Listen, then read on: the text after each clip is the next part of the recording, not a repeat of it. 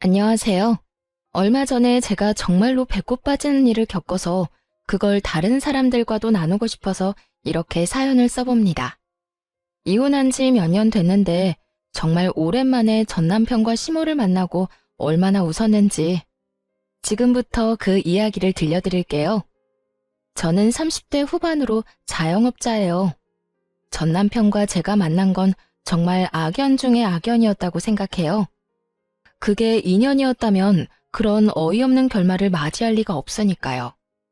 남편과는 와인 동호회에서 만났어요. 저는 제 일과 관련된 것 때문에 와인 동호회에서 가볍게 와인에 대해 알아보려 한 거고, 남편은 뭐 좀 있어 보이니 가입한 것 같더라고요. 물론 그때는 그런 생각은 못했고 그냥 다양한 데 관심 많은 사람인가 보다 했죠. 남편은 안목이 좋았어요. 아니, 비싼 걸 보는 눈이 좋았죠. 단순히 허영 때문이 아니라 중고등학교 다닐 때까지는 그래도 집안에 돈이 좀 있었대요. 그런데 건축업 경기가 안 좋았던 때가 있잖아요. 그때 다 망하고 힘들게 살았다고 하더군요. 그런 거 보면서 참 열심히 사는 것 같아 보여 마음이 갔죠. 저는 스스로 무언가를 이룰 수 있는 사람을 좋아하거든요. 제가 저 스스로 창업해서 가게를 세웠듯이 제 반려자도 그런 사람이었으면 좋겠다고 생각했거든요. 그렇게 저희는 가까워졌고 결혼 이야기도 오갔어요. 그런데 결혼을 앞두고 안 좋은 일이 생겼어요. 너 진짜로 우리 아들이랑 결혼할 거니? 우리 집이 아무리 망했다 해도 어떻게 급이 안 되는 너 같은 애랑 결혼을 시켜? 집안이 좋기를 하니 학력이 좋기를 하니 네가 양심이 있으면 우리 아들 놔줘야지. 이렇게 붙들고 있을 게 아니라. 결혼 전에는 그렇게 살갑게 굴며 교양 있어 보이던 깡마르고 왜소했던 시모는 결혼 이야기가 오가기 시작하자 노골적으로 저를 싫어하는 내색을 숨기지 않고 드러냈어요. 솔직히 기분이 정말 더럽고 짜증났죠. 이미 상견례까지 다 한 마당에 파토를 놓으려는 거예요. 그래서 어쩌고 싶으세요? 이미 상견례하고 날까지 받아놨는데 이렇게까지 마음에 안 드시면 그냥 제가 파혼해 드릴게요. 굳이 저도 매달릴 생각 없고요. 저는 그 자리에서 일어나 어깨에 가방부터 맸어요. 그리고 나가려고 했죠. 그랬더니 남편이 깜짝 놀라 제게 와서 손을 잡더군요. 그리고 시모가 그 모습을 보고 깜짝 놀라더라고요. 여태껏 제가 남편을 좋아해서 매달렸다고 생각했나 보더라고요. 그런데 사실 그렇지는 않았어요. 저는 결혼에 그다지 로망이 없는 여자였고 좋은 시기에 괜찮은 남자가 있어서 한다는 느낌밖에 없었거든요. 저기요, 갑자기 무슨 파혼이야. 우리 결혼하기로 했잖아. 엄마는 내가 설득시킬게. 어차피 엄마가 결혼하는 것도 아니고 결혼은 내가 하는 건데. 근데 부모님 반대하는 결혼해서 잘 되는 부부 못 봤어. 네가 부모님 설득시키던지 나를 놔주던지 둘 중에 하나 선택해. 그 말만 남기고 돌아섰죠. 그런데 저녁 내내 어떻게 시모를 구워 삶았는지 결국 그날 저녁에 찬성표를 받아왔더군요. 그렇지만 제 기분은 이미 상했고 결혼에 대한 생각도 반 정도는 날아갔어요. 그런데 남편이랑 살 건데 굳이 시모랑 안 좋다고 헤어질 필요 있나 싶기도 하더라고요. 오기도 생겼고요. 그래서 결국은 무사히 결혼을 하게 된 거죠. 적어도 이때 그런 거 다 포기하고 헤어졌더라면 제가 그런 치사하고 더러운 꼴은 안 보는 건데 말이죠. 생각이 짧았죠. 그렇게 결혼을 하기로 결정이 된 상태에서도 시모는 여전히 저를 탐탁지 않게 보더군요. 자기가 생각한 틀이 있는데 거기에 맞지 않는다고 생각하니 모든 게 마음에 안 들어 보였겠죠. 그렇게 모든 것이 엉망인 채로 결혼식 날이 다가왔어요. 기분은 싱숭생숭했어요. 좋다가도 기분이 다운되고 기분 나빴다가도 곧 좋아지는 상황의 연속이었어요. 그런데 시모가 결국은 결혼식장에서 친정어머니에게 기분 나쁜 티를 내더군요. 그것도 아주 무식하고 예의 없는 단순한 방식으로요. 친정엄마가 생글생글 웃으며 시모와 인사를 나누려고 가까이 다가갔을 때였어요. 아직 하객들은 오지 않는 준비 시간이었는데 시모가 그런 친정어머니를 위아래로 훑어보더니 한숨을 푹 쉬더군요. 친정어머니도 어느 정도 사정은 알고 있었지만 그래도 끝내는 찬성해줬으니 좋은 마음으로 인사를 건네려고 다가간 거였어요. 사부인, 안녕하세요. 잘 지내셨죠? 그쪽 눈에는 내가 지금 잘 지내 보여요? 얼굴에 주름지고 표정 완전히 간 건 안 보여요? 네? 웃는 얼굴에 침 뱉기도 어려운 법인데 시모는 그 어려운 걸 참 쉽게도 하더군요. 몰라서 묻는 거예요? 아니면 알고도 사람 속 뒤집어 놓으려고 묻는 거예요? 지금 딱 봐도 기분 나빠 보이지 않아요? 그쪽은 즐겁겠죠. 우리 아들만한 사위도 또 없으니까. 그런데 나는요, 며느리 될 애가 너무너무 마음에 안 들어요. 집안이 좋기를 하나, 학력이 좋기를 하나, 그렇다고 키만 몰대같이 크고 덩치도 크고 예쁜 구석이 하나도 없어요. 어디 내놓기도 부끄럽고 며느리라고 말하고 다니기도 부끄러울 지경인데. 제가 화가 나서 나서려는데 그때 친정엄마가 저를 막아섰어요. 그리고는 곱게 화장된 얼굴로 교양 있게 웃고는 시모에게 말하더라고요. 그렇게 생각하셨다니까 다행이네요. 뭐가 다행이에요? 내 말 못 들었어요? 아니요, 잘 들었으니까 하는 말이죠. 왜냐면 부끄럽기는 저희도 피차일반이라서요. 그런데 사부인께서는 참 용감하시기도 하네요. 그런 말 입 밖으로 내는 게 아무래도 부담스러우실 텐데. 그런 기색도 없이 생각나는 대로 말하는 거 보니 역시 대단하신 분이네요. 저 같으면 제 얼굴에 침 뱉는 짓은 안 하고 싶으실 텐데. 하긴 이미 더러운데 더러운 거 좀 더 묻는다고 더럽지 않은 게 되지는 않죠. 저는 친정엄마의 그 말에 속으로 터지려는 웃음을 막았고 시모는 그게 무슨 말인지 이해를 못하더군요. 그게 무슨 말이에요? 누가 더럽다는 거예요? 무슨 말을 해도 이렇게 빙빙 돌려서. 어머, 기분 상하셨어요? 이상하네요. 저는 사부인 하신 말씀 그대로 다시 포장해서 들려드린 것밖에 없는데. 그럼 못 알아듣는 사부인을 위해 정리해드릴게요.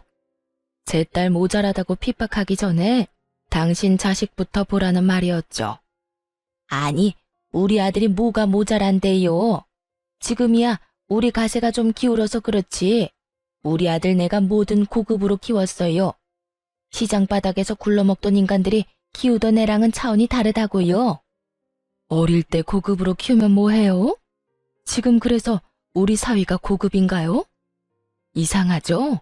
돈도 제 딸이 더 많이 벌고 결혼식 끝내고 돌아갈 신혼집도 제 딸이 결혼 전에 이미 사놓은 집인데 그 고급으로 키운 값은 언제쯤 볼 수 있나요? 사실 결혼 당시에 제가 이미 집이 있었기에 남편은 몸만 들어오면 되는 상황이었거든요.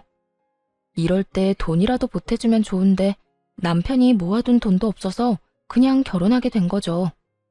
친정어머니는 그걸 마음에 두고 있던 모양이었어요. 하지만 제 능력이 있어서 그렇게 하는 거고 제가 무리해서 해가는 게 아니라서 그나마 이해해 주신 거고요. 아무것도 안 해오는 사위를 웃는 얼굴로 탓하는 친정어머니를 보고는 시모도 더 이상은 할 말이 없었던 모양이에요.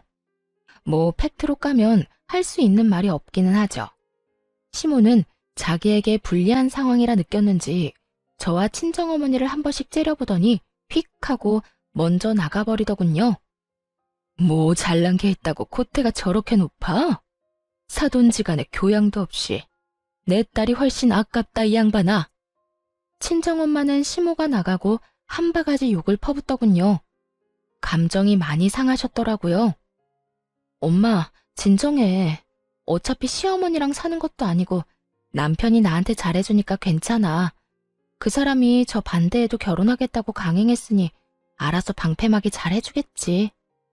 저는 언제나처럼 남편을 믿고 있었어요. 결혼식은 무사하게 끝났지만 양가 부모님들의 감정은 정말 최악으로 치닫고 있었어요.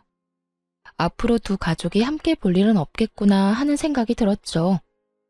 저는 결혼식이 끝나고 남편과 같이 살게 되면 시댁과의 교류는 거의 없을 거라고 생각했어요. 저도 시모도 서로 안 좋아하고 별로 가까이 하고 싶어 하지 않는데 굳이 만나야 할 일이 있을까 싶었거든요. 그런데 웬걸? 남편이 저한테 왜 이렇게 잘해주는지 모르겠어요. 그냥 시모는 무슨 일이 있을 때마다 저를 불렀어요. 시댁에 크고 작은 행사 있을 때 있잖아요. 친척 누가 결혼을 한다거나 장례식장에 가야 한다거나 혹은 하다못해 복날, 동짓날 같은 날에도 꼭 부르더군요. 그런데 시댁에 가는 건 크게 신경 쓰이는 일이 아니었어요. 매번 밥 먹을 때만 빈정이 상해서 그렇죠. 일하는 걸 매번 시켰냐고요? 아니요. 저한테 손도 못 대게 하셨어요. 주방도 못 오게 했죠. 그리고는 본인이 다 알아서 하나씩 내왔어요. 밥이며 반찬이며. 그런데 말이죠. 아무리 제가 싫어도 먹는 걸로 쪼잔하게 구는 건 좀 너무하지 않나요? 어머님, 밥 양이 좀 적은데 밥솥에 밥 있나요? 처음에 이 짓을 당했을 때 저는 그냥 시모가 잘 몰라서 그랬다고 생각했어요. 젊은 여자이니까 밥을 적게 줘야 한다고 생각하신 것 같다고요. 그래서 밥 공기에 반밖에 안 되는 밥에도 아무 생각 없이 가서 밥 좀 더 퍼와야지 하는 생각을 했거든요. 그런데 시모가 천연덕스럽게 그러더군요. 예, 밥솥에 밥 없어. 그 밥이 다야. 많이 먹으면 속 부대끼고 힘드니까 오늘은 그만 먹거라. 처음에는 밥을 적게 해서 그런가 보다 했거든요. 그런데 한두 번이 아니더라고요. 그 뒤에도 몇 번이나 밥 양은 적고 맛있는 고기 반찬은 멀찍이 두고 제 앞에는 나물 쪼가리만 놔두는 거예요. 아무리 제가 무덤덤한 사람이라도 이건 눈치를 못 채는 게 더 이상한 일이었죠. 처음에는 아무것도 모르고 밥 좀 많이 달라고 말했는데 그때 시모가 저한테 뭐라고 한 줄 아세요? 적당히 먹어. 넌 덩치도 크니까 그만 먹어도 된다. 여자가 그렇게 멀때같이 커도 못 쓰는 거야. 하등 쓸모가 없어. 자꾸 야무지고 단단해야 하는 법인데 그것마저도 마음에 안 드니 원. 그런 말을 하는데 진짜 미쳐버리겠더라고요. 밴댕이 소갈딱지 같은 저 시모에게 뭔가 복수라도 해주고 싶었죠. 그렇게 타이밍을 엿보던 제게 아주 좋은 기회가 생겼어요. 그때는 명절이라 친척분들이 다들 집에 오시는 날이었어요. 그리고 여느 때보다 많은 사람이 오는데 시모가 그 전날에 허리를 삐끗하는 바람에 아무런 준비도 못하게 됐거든요. 시모는 저를 불러서 요리를 하라고 시켰어요. 그래도 제가 요리 솜씨는 좀 있어서 남편이 시모에게 매번 자랑하곤 했거든요. 와이프 음식 다 맛있다고요. 그래서인지 이번에는 부엌을 제게 맡기더라고요. 네가 요리 솜씨가 좀 있다며? 그래, 변변히 내세울 것도 없는 애한테 그 정도 장점 하나는 있어야지. 할 게 없으면 그거라도 하는 게 맞고. 내가 허리만 안 아프면 너한테 시킬 일 없다만 이번에 오시는 손님들 중요한 분들이니까 실수하지 말고 맛 신경 써서 올려라. 꼭 기분 나쁜 말 한마디 섞고는 저한테 모조리 시키더군요. 저는 이때다 싶어서 열심히 요리를 했어요. 대신 양은 그날 오신 손님이 아주 적게 먹을 만큼만요. 제가 시모에게 받은 딱 그만큼만 준비했어요. 그리고 손님들 다들 오시고 식사를 내어갔어요. 밥 공기에 밥도 반만 있고 반찬은 나물은 가득. 그런데 고기 반찬은 각자 한 입도 못 돌아갈 만큼 아주 적게 해서 냈죠. 그랬더니 사람들이 제 눈치만 보더군요. 아이고, 우리 질부가 손이 참 작네. 양이 이렇게 적어서야. 질부는 원래 요만큼만 먹어? 역시 젊은 애들은 나이 든 사람이랑은 다른가 봐. 아니면 애들 거랑 착각했나? 착각 아닌데요. 애들 것도 그만큼 담았어요. 애들은 그래도 영양분 섭취는 해야 하잖아요. 어? 근데 어른들한테는 무슨 밥을 이렇게 쥐꼬리만큼 가져왔어? 젊은 사람이 어른들 놀리는 거야? 밥이랑 반찬을 이렇게 적게 주면 어떡해? 아, 그거요? 제가 설마 어른들 놀리려고 이러는 거겠어요? 이상하게 어머님이 저 시댁 올 때마다 밥을 딱 그만큼만 주셨거든요. 더 달라고 하면 속 부대끼고 몸에 안 좋으니까 그만 먹으라고 하시면서요. 근데 저 빼고 다른 가족들은 다 밥 한 공기 든든하게 드시길래 손님한테만 건강 생각해서 밥 적게 주는 게 이 집안 가풍이구나 하고 생각했거든요. 그래서 저도 어머님이 저한테 하신 것처럼 딱 그렇게 드렸는데 마음에 안 드시나 보네요. 어쩌죠, 어머님? 저는 최대한 생글생글 속없이 웃어 보이며 시모 속 긁는 소리를 해댔고 그 말에 더 열이 받은 건 시부 쪽이었어요. 벌겋게 달아오른 시부와 그런 시부를 보고 오들오들 떠는 시모를 보며 저는 속으로 너무 통쾌함을 느끼고 있었어요. 아니, 내가 언제 너한테 그랬다고 이러니? 네? 아버님이랑 남편도 다 듣고 있었는데 그럼 제가 거짓말이나 하는 사람이라고 하시는 거예요? 이상하네요. 설마 제가 모르는 가풍이 또 있었나요? 어머님이 저한테 그런 거 가르쳐주지 않아서 잘 모르겠어요. 아무것도 모르는 놈이 이기는 거예요. 게다가 그걸 알려줘야 할 사람이 제대로 일을 안 하면 그 화살은 모두 그 사람에게 돌아가는 거고요. 손님들이 그 밥을 앞에 두고 고사라도 지내는 듯 눈치만 보고 아무도 밥 숟가락을 들 생각도 안 하더군요. 아이고, 질부가 속이 많이 상했나 보네. 형수, 아무리 그래도 애 밥은 좀 잘 챙겨줘야지. 그런 오해를 하게 만들면 어쩌란 말이오. 우리 집안 사람들이 다 쪼잔하고 손님 대접할 줄도 모르는 사람이라고 생각하겠네. 그러니까요. 형님, 먹는 걸로는 이러지 맙시다. 그것도 며느리고 평생 안 볼 거면 모를까. 평생을 얼굴 마주치면서 살아야 하는데.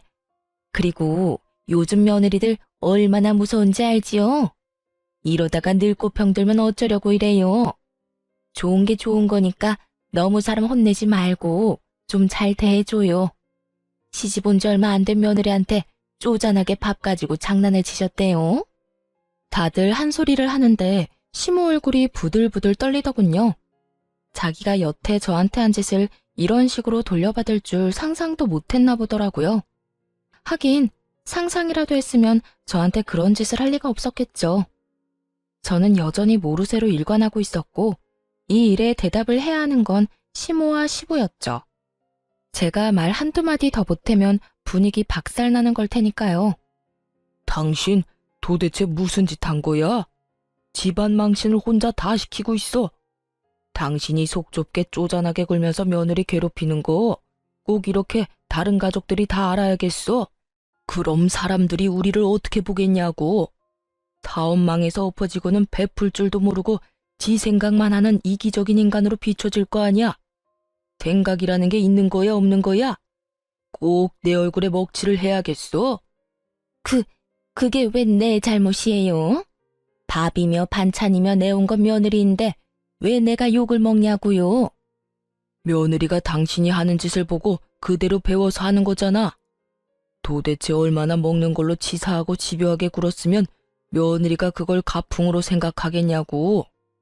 그리고 며느리 하는 일에 시어머니가 욕먹는 거는 당연한 거 아니야? 당신이 어른이잖아, 어른.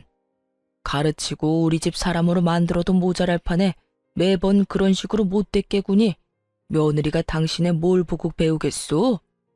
제가 뭘 그렇게 잘못했는데요? 내가 그렇게 굴 때 당신이라고 뭐 며느리한테 좋은 말 해준 적이 있어요? 다들 모르는 척 눈 감고 있어놓고 왜 나한테만 이래요? 그렇게 저는 손 안 대고 코 시원하게 풀어냈죠. 결국 식사 자리는 파토가 났고 손님들은 식사를 하지도 못하고 밖에서 먹고 오겠다며 나가버렸죠. 근데 그 사람들 틈에 남편도 섞여 나가더군요. 이 집안에서 일어날 분란 따위 자기랑은 상관없는 일인 것처럼요. 하긴 남편이라고 몰랐겠어요. 알면서도 귀찮고 성가실 것 같으니까 입도 안 뗀 거겠죠. 진짜 웃기지도 않는 가족들이었어요. 그렇게 시모와 시부가 싸우고 저는 그걸 구경하고 있었어요. 시부는 절대 저한테 뭐라고 하지 않았거든요. 그게 뭐 때문인지는 모르겠지만 시모만 죽어난 거죠. 결국 그 일이 있고 난 뒤에 시모는 저를 죽일 듯이 노려보더라고요. 그래서 저는 모르는 척 웃어줬어요. 그랬더니 속이 더 뒤집어지는지 한숨을 내리 10번도 더 내쉬더군요. 그러게 왜 처음부터 얌전한 사람을 건드리냐고요. 그것도 치사하게 먹는 거 가지고. 그날 이후로는 시모가 주는 밥은 보봉밥으로 변했어요. 적어도 음식으로 장난치는 일은 사라졌죠. 불편한 사이가 됐지만 한 번은 거쳐야 할 일이라고 생각했거든요. 싸우면 오히려 편해지는 경우도 있으니까요. 서로 안 맞다 싶으면 그냥 싸우고 서로 안 보면 그만인 거예요. 그렇게 저와 시모는 차근차근히 멀어지고 있었어요. 시모가 가만히 있을 거라고 생각하지는 않았는데 다시 저한테 시비를 걸 거라고는 생각은 안 했거든요. 그런데 다른 쪽으로 저를 내치려고 준비 중이었더라고요. 가족들 앞에서 수치를 당하고 망신을 당한 날 이후부터 바깥 생활을 못하고 있다고 들었거든요. 그게 분하고 열받았는지 남편을 통해 공격을 해오더군요. 아들, 내가 정말 이렇게 살아야겠니? 우리 힘든 시간 거쳐오면서도 너 키우는데 수만 가지 노력을 다했어. 그런데 네가 데려온 저 여자가 나를 구박하고 핍박하고 저번에 식사 자리에서 그런 것도 일부러 나한테 욕먹이려고 그런 게 틀림이 없어. 저 큰 덩치로 사람을 못 살게 구는데 이 엄마는 이제 더 이상 쟤를 며느리라고 생각할 수가 없어. 너도 봤잖니? 네 아버지한테 억울한 욕먹고 있는데도 자기는 나 몰라라 하고 있던 거. 아들아, 너라도 내 마음 좀 알아줘, 응? 세상에 여자가 없니? 저 애보다 훨씬 괜찮고 좋은 여자 널리고 널렸어. 네가 고작 저런 여자한테 홀려서 결혼한 것도 마음에 안 드는데 여기서 저 여자 편들면 엄마 진짜 억장이 무너져. 시모가 눈물을 흘리며 하는 하소연에 저는 그저 어이가 없었어요. 제가 시모를 때릴 일도 없고 구박하고 핍박할 일은 더더욱 없었죠. 오히려 시모가 저를 그렇게 대한 것이 태반인데 그런 시모가 저런 말을 하니. 하지만 식사 자리에서 일부러 욕먹이려고 한 건 제 의도가 맞긴 했죠. 저는 남편이 그런 헛소리에 넘어갈 거라고는 생각도 안 했어요. 그런데 제 예상이 완전 보기 좋게 박살났죠. 내가 저번에 가족들 왔을 때도 생각했는데 당신 좀 너무한 거 아니야? 우리 엄마가 너한테 좀 서운하게 했기로써니 그런 식으로 사람 많은 데서 우리 엄마를 욕보일 수가 있어? 그 이야기를 듣는데 이성에 빠직하고 금 가는 소리가 환청처럼 들리더군요. 이게 뚫린 입이라고 함부로 말을 하더라고요. 좀 서운하게 해? 매번 올 때마다 밥으로 치사하게 구는데 그게 어떻게 좀 서운이야. 그리고 말은 똑바로 해야지. 내가 당신 엄마를 욕보인 게 아니라 당신 엄마가 나를 핍박한 거잖아. 너도 알잖아. 내가 시댁에서 어떤 취급받는지. 그래도 네가 시댁에 오래 있지 않으려고 하고 용건만 끝나면 집으로 빨리 돌아오려고 했기 때문에 그딴 거지 같은 짓도 참아낼 수 있었던 거야. 마누라가 그런 치사한 짓 당하고 있는데 지는 혼자 옆에서 밥을 2그릇이나 처먹으면서 본 척도 들리는 척도 안 하던 주제에 뭐? 야, 가해자나 방관자나 피해자한테는 똑같거든? 그럼 그때 이야기하지 그랬어. 그리고 나한테만 밥 적게 주는 게 거짓말이었어? 없던 일이고 다 내가 지어낸 일이었냐? 너나 어머님이나 나한테 할 말이 있기는 해. 너 진짜? 감정이 다분히 섞인 제 말투에 남편 놈이 화를 내려는데 시모가 말리더라고요. 그러더니 뭐라는 줄 아세요? 그래, 며느리 네 말이 다 맞다. 그렇지만 나도 그것 때문에 너랑 우리 아들 사이 반대하는 것만은 아니야. 너희 결혼한 지 벌써 4년이야. 그런데 애가 안 생기지 않니? 우리한테 애가 얼마나 중요한데. 아들, 내가 그냥 하는 말이 아니야. 애도 못 낳는 애 데리고 언제까지 이렇게 살래? 그러지 말고 적당히 정리해, 응? 이 엄마는 매일매일 그때 생각나면 트라우마가 막 생길 것 같고 수치스럽고 죽고 싶고 그래, 응? 어머님은 연기자 하셔도 되겠어요. 어쩜 이렇게 연기를 잘하시는지. 뭐 수치스러운 일이긴 했죠. 그런데 그게 수치스러운 일인 줄 알았으면 애초에 그런 수치스러운 일을 안 하면 됐을 일이잖아요. 일을 이렇게 만든 건 어머님인데 왜 저한테 모든 화살을 돌리는지 모르겠네요. 아, 이게 바로 그 말로만 듣던 피해자 코스프레인가요? 가해자가 피해자인 척 울고 불고 피해자한테 다 뒤집어 씌워서? 빈정대는 제 말투에 남편 놈이 눈이 뒤집어져서는 저한테 막말을 내뱉더군요. 야, 너 말 조심 안 해? 뭐 이렇게 경우 없고 예의 없는 인간이 다 있어. 네가 이런 인간인 줄 알았으면 나도 너랑 결혼 안 했어. 게다가 어른 말씀하시는데 뭐? 넌 뭐가 그렇게 잘났는데? 뭐가 그렇게 잘나서 우리 집안을 무시하냐고. 내가 잘나서 무시하는 게 아니라 지금 하는 짓이 무시할 만해서 무시하는 거잖아. 그러는 넌 뭐가 잘났어? 여태껏 아무것도 한 적 없는 주제에 이제 와서 너네 엄마 편들려고 두 팔 걷고 달려든 꼴 보니 내가 이제야 제정신이 드네. 완전 질렸어. 너 하나 믿고 결혼했는데 너마저 저딴 집구석 사람이랑 똑같다는 걸 알고 나니 모든 미련이 사라지는 기분이야. 질렸으니까 우리 이혼하자. 나도 너랑은 이렇게 못 사니까. 제 말에 남편 뒤에서 싱긋 웃는 시무를 보니 토할 만큼 기분이 더러웠죠. 그런데 남편놈 표정은 당황스러운 표정이었어요.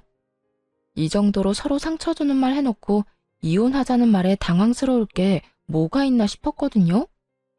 갑자기? 이런 일로 이혼은 좀 아니지. 내가 뭐 엄청 잘못한 것도 아니고 장난치지 마. 장난 아니야. 나 지금 엄청 진지하거든? 나 기본적으로 받은 대로 돌려주는 사람이라는 거 당신도 잘 알잖아. 당신 엄마가 날 존중하지 않으면 나도 당신이랑 당신 엄마 존중할 필요 없지. 우리 엄마가 너 나보다 돈 못 번다고 타박을 주기를 했어. 너 말랐다고 외모로 사람 기분 나쁘게 하기를 했어. 더 챙겨주고 너 볼 때마다 나 몰래 용돈까지 쥐어주신 거 내가 모를 줄 알았어? 그런데 너희 엄마는 나한테 어땠어? 데리고 다니기 부끄럽다며 여기저기 말하고 다니고 자기네 집에 시집 올 급이 아니라고 내 욕이나 하고 다녔지. 그것뿐이면 말도 안 해. 치사하게 먹는 걸로 장난친 것도 너희 엄마가 먼저 시작한 거거든? 그래서? 진짜 나랑 헤어지겠다고? 아, 정신 좀 차려. 네가 나랑 헤어지고 다른 남자 만날 수 있을 것 같아? 나니까, 나 정도는 되니까 너처럼 별거 없는 애 데리고 사는 거야. 네 인생에 네 돈 빼면 남는 게 뭐 있어? 성격은 더럽고 남한테 져줄 줄도 모르고 다른 사람 엿먹일 생각만 하는 성격 파탄자 주제. 순간 욕이 목구멍까지 밀고 나오는데 그걸 참느라 죽을 뻔했어요. 대신 실컷 비웃어줬어요. 그래서 지금 나한테 자랑해? 너 능력 없다고? 돈 많은 여자 만나서 편하게 살고 싶었다는 거 고해성사해? 그래, 그럴 수 있지. 얼마나 자기 능력에 자신이 없으면 마누라를 능력 보고 선택하겠어?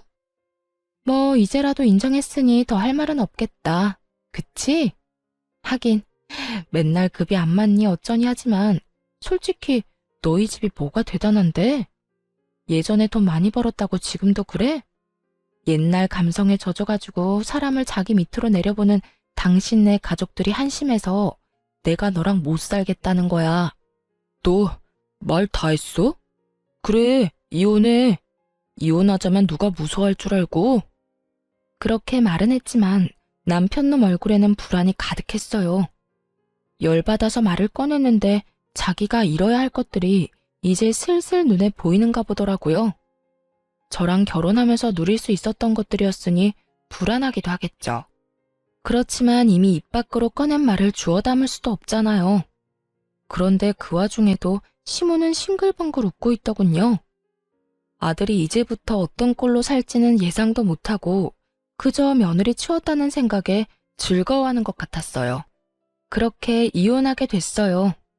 5년도 안 되는 결혼 생활, 결혼 전부터 가지고 있던 내 집, 시모의 노골적인 괴롭힘, 이런 것들 덕분에 저는 소송에서 유리한 위치로 남편 놈을 탈탈 털어낼 수 있었죠. 얼마 되지도 않는 짐 챙겨서 시댁 가는 거 볼 때는 얼마나 고소한지 웃음이 다 나더군요. 그리고 집에 온 아들을 보며 당황한 시모가 저에게 전화했을 때도요. 야, 왜 우리 아들 쫓아내? 아니, 아들이 나올 게 아니라 그 집도 재산 분할해야 하는 거 아니야? 결혼 전에 들고 온 재산은 재산 분할 거의 안 돼요. 특유 재산이라고 하더라고요. 그리고 결혼 기간이 5년도 안 돼서 이 집에 대한 기여도 측정에 어려움도 있고요. 제 입으로 말하기 입만 아프고 설명해도 못 알아들으실 것 같으니까 본인들 변호사한테 물어보세요.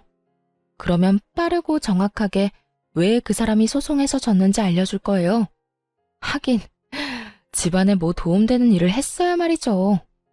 돈만 축 내는 주제에 눈만 더럽게 높아가지고 욕심은 또 얼마나 많은지. 지 돈은 안 쓰고 매번 마누라 돈만 쓰려고 하는 꼴을 재판에서 다 보거든요. 그렇게 이혼 원한다더니 속 시원하죠? 저도 속 시원해요. 집에 살던 거머리 하나 떼어낸 기분에 앞으로 그 거머리 속으로 안 들어가도 된다고 생각하니까. 거머리? 너 지금 우리 아들한테 거머리라고? 그럼 거머리가 아니면 뭔데요? 이제 남남이니까 이런 식으로 전화해서 사람 속 긁지 마시고 변호사 통해서 알아보세요.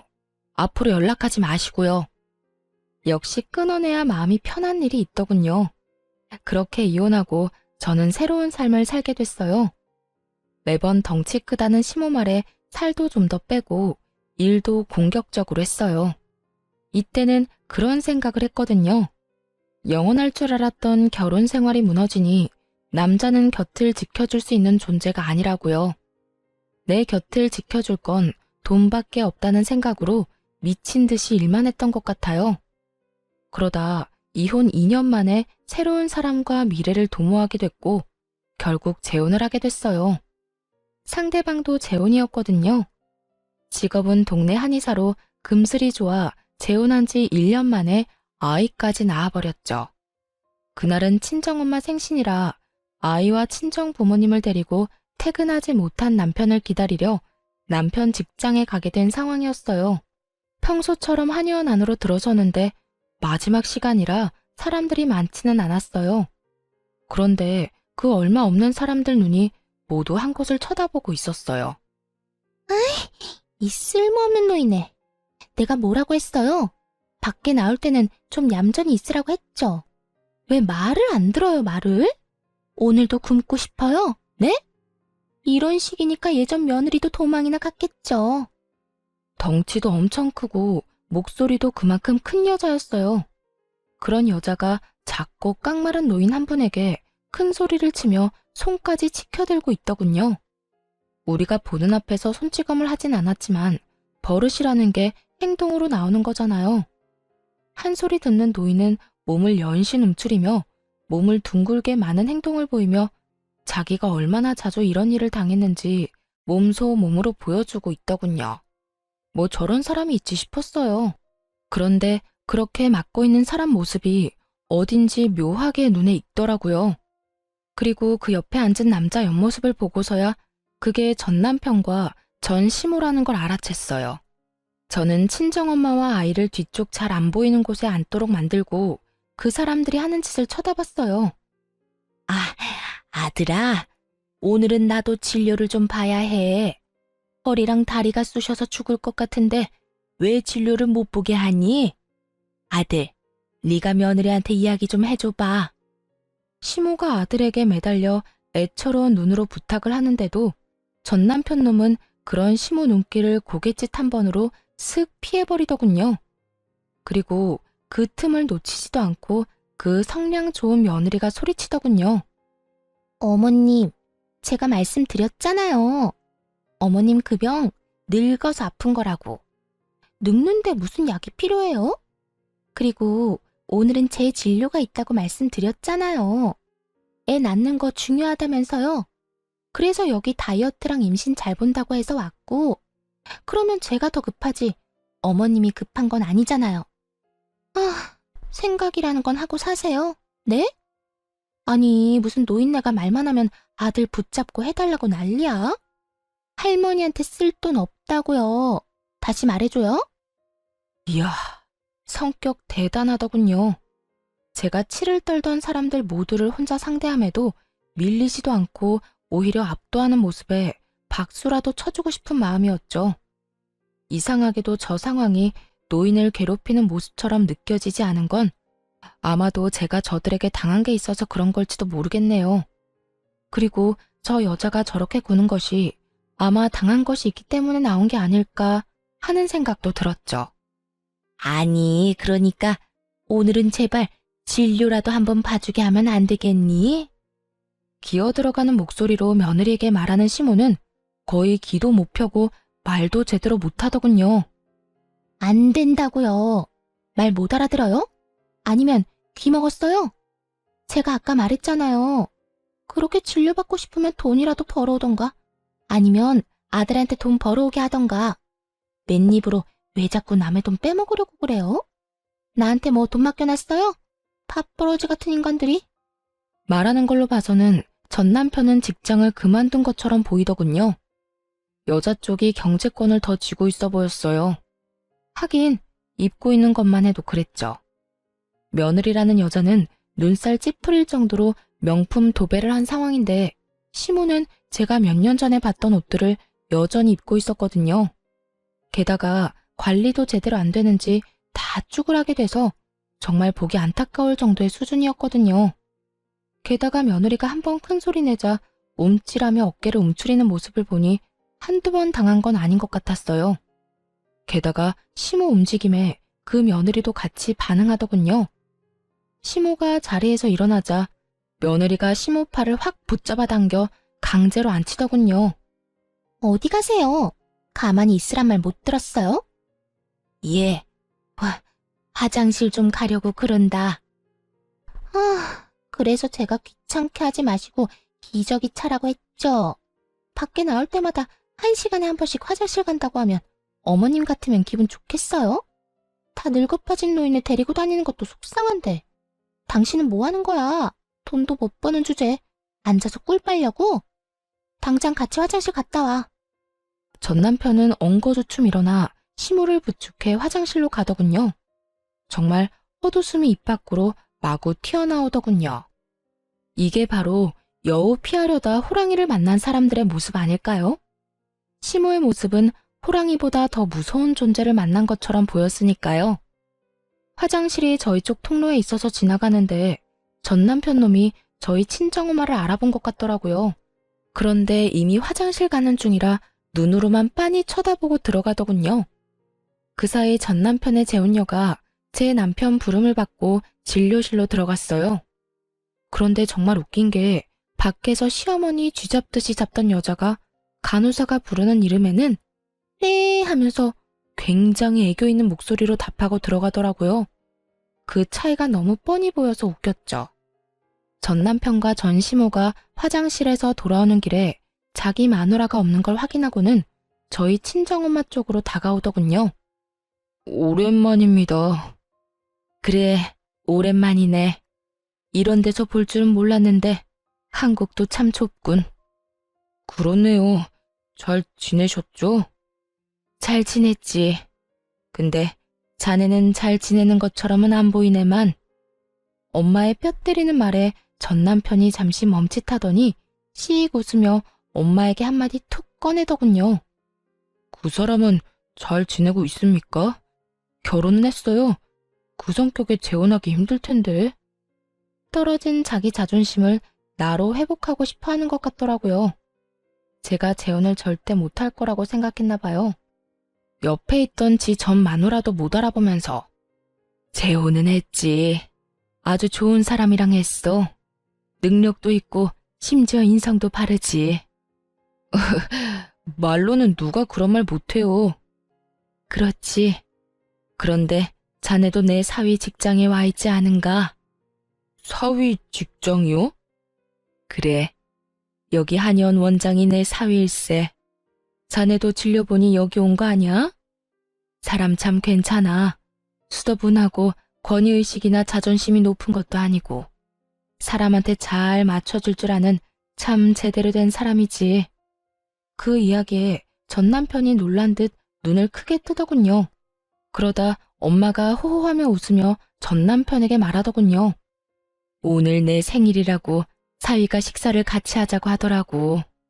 그래서 사위랑 딸이랑 손주랑 다 같이 여기 온 거지. 너 왜 거기서 모르는 사람처럼 서 있어? 엄마가 전 남편 앞으로 저를 끌어당기며 말했죠. 둘은 귀신이라도 본 것처럼 깜짝 놀라더군요. 그럴 리가. 네가 여기 원장님 사모님이라고? 네 남편이 한의사라고? 네, 제 남편이 여기 원장이에요. 오랜만이네요. 반갑다고 하기에는 좀 그렇네요. 잘 못 지내시는 것 같아서. 당신이 재혼을 했다고? 응. 당신이랑 당신 어머니가 나한테 준 충격요법이 꽤나 도움이 된 모양이야. 그래서 고맙다는 말은 한번 해주고 싶었어. 여기 있는 두 사람 덕분에 똥차 버리고 좋은 차 타게 됐잖아. 게다가 애도 낳고 잘 살고 있고. 그때는 애가 안 생기는 게 참 답답했는데 지금 생각하면 그게 운명이었던 거지. 애 낳고 이혼했었어 봐. 얼마나 복잡했겠어? 그리고 재혼하는 것도 힘들었겠지. 근데 당신 와이프는 애 낳으려고 한의원 찾았나 봐. 참 이상하다. 나도 그렇고 저 여자도 그렇고 애 안 생기는 거 보면 딱히 여자 문제만도 아닌 것 같은데. 뭐 내가 신경 쓸 건 아니지. 난 이제 애가 있으니까. 뭐? 똥차? 너 지금 나한테 똥차라고 했어? 그리고 은근히 지금 사람을 고자로 몰아가는 거야. 응, 그럼 아니야? 너 여자 능력 보고 결혼하는 무능력자잖아. 내가 너한테 헌신하는 동안 너는 내 등골 빼먹으려고 했고, 똥차라기보다는 거머리인가? 뭐 거기서 거기겠지만. 그리고 충고하는데 당신도 비뇨기과 진료 한번 봐.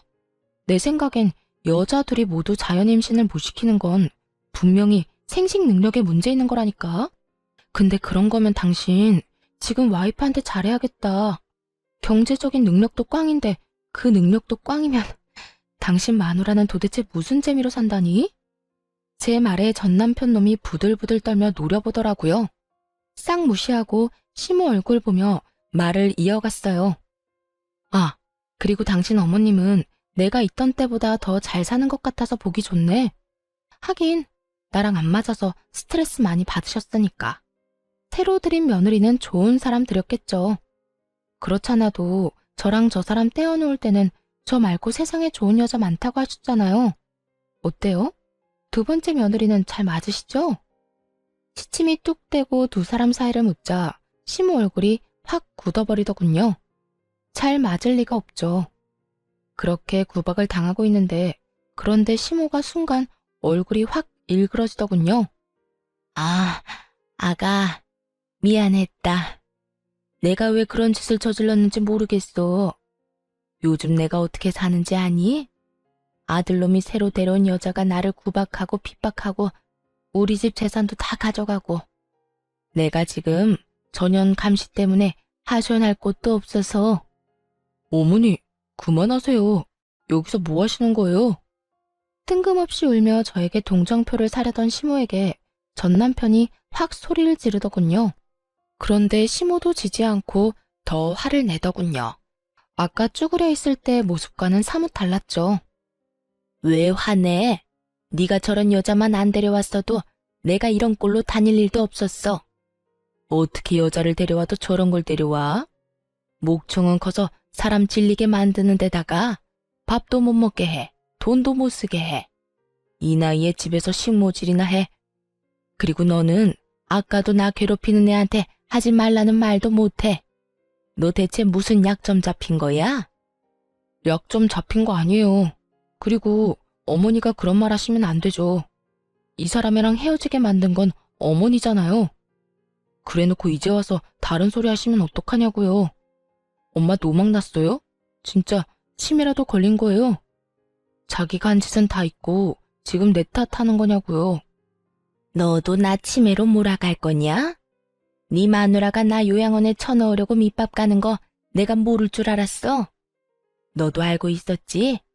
그리고 내가 이럴 줄 알기나 했어? 이럴 줄 몰랐으니 하는 이야기지. 내가 좀 건드렸다고 마누라랑 그렇게 후다닥 이혼하는 네 놈도 잘한 건 없잖아. 차라리 네 전 마누라가 훨씬 나았어 이거사. 네가 말년에 나를 피말려 죽이려고. 저와 친정엄마를 앞에 두고 두 사람이 서로 네 탓이네, 네가 잘못했네, 남들 탓만 하고 있더라고요. 누가 누굴 탓하나요? 둘 다 똑같은 인간들인데. 둘이서 티격태격하는데 마지막 진료가 끝났는지 그 여자가 밖으로 나왔더군요. 그리고는 시모와 전 남편이 있는 곳으로 걸어왔어요. 지금 뭐 하는 거야? 당신 엄마, 당신이 알아서 하라고 했어, 안 했어?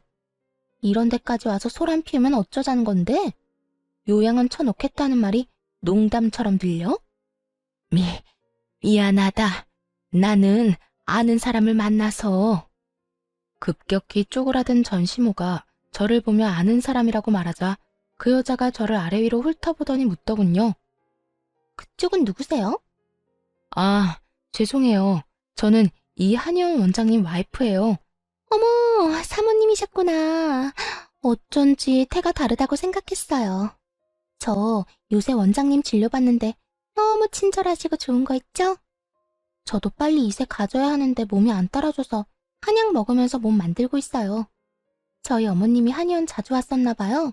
얼굴까지 알 정도면. 아시겠지만 연세 너무 많으면 하는 말들이 다 정상은 아니잖아요.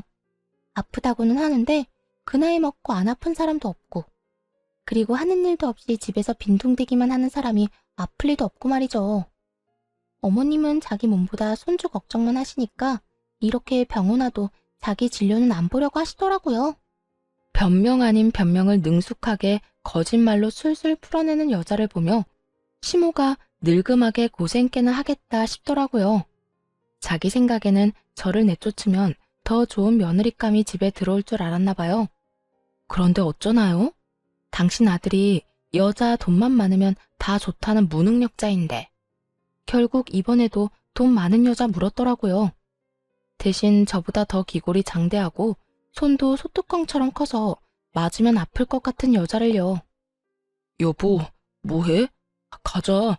여기서 이러고 있을 시간 없어. 시간이 없기는? 너 시간 많이 남잖아. 일도 그만두고 밥이나 축내는 게 나 사모님이랑 이야기하는 거 안 보여? 남편을 앞에 두고도 더 큰 존재감을 뽐내는 전 남편의 와이프를 보며 제가 말했어요. 두 분 참 잘 어울리시는 것 같아요. 보기 좋아 보여요. 어르신도 잘 모시고. 남편분이 복 받으셨나 보네요. 해실해실 웃으며 전 남편과 시모를 향해 싱긋 웃어 보였어요. 꼴 좋다고 말하는 걸 찰떡같이 알아들은 두 사람은 표정이 썩어갔고 그 앞에서 아무것도 모르는 전 남편 와이프는 웃으며 손사래를 치며 말하더군요. 어머, 사모님, 진짜 말 너무 예쁘게 하신다.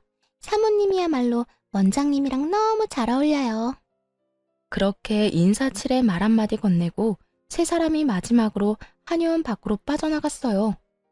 그리고 그 뒤에 남은 저와 친정엄마는 배꼽 빠지게 웃었죠. 예, 내가 속이 다 시원해. 어쩜 너희 예전 시어머니 어쩌냐? 저기에 비하면 너는 완전 순둥이였는데. 나 버리려고 할 때는 미래 같은 거 몰랐겠지. 뭐 자기 무덤 자기가 판 거지. 저런 사람인 거 모르고 결혼했겠어? 딱 봐도 여자 돈 많아 보이던데. 또 돈 많은 여자 잡는다는 게 이번에는 더 독한 사람 고르는 바람에 저렇게 됐을 테니 말이야. 사람 앞길 참 모르는 일이야. 그 고약한 사람이 저렇게 구박받으면서 살 줄이야. 정말 너무 웃겼거든요. 저 이혼시키려고 없는 이야기 지어 만들 때 자기가 구박당하고 핍박당했다고 했었잖아요. 그런데 지금 그 말 그대로 당하고 있는 꼴을 보니 말이 씨가 됐다는 말이 떠올랐거든요. 자기 미래가 저렇게 될 줄 알았겠어요? 아마도 나오는 대로 아무렇게나 짓거렸겠죠. 그런데 그게 저 사람의 미래가 됐으니 정말 세상 참 신기한 일도 다 있더군요. 몇 년 만에 오랜만에 만난 전 남편과 전 시모의 이야기. 재미있게 들으셨을지 모르겠네요. 제 생활이 요즘 안정적이고 편안하다 보니 이제는 이 사람들 이야기도 그저 웃으며 넘기는 일이 됐네요.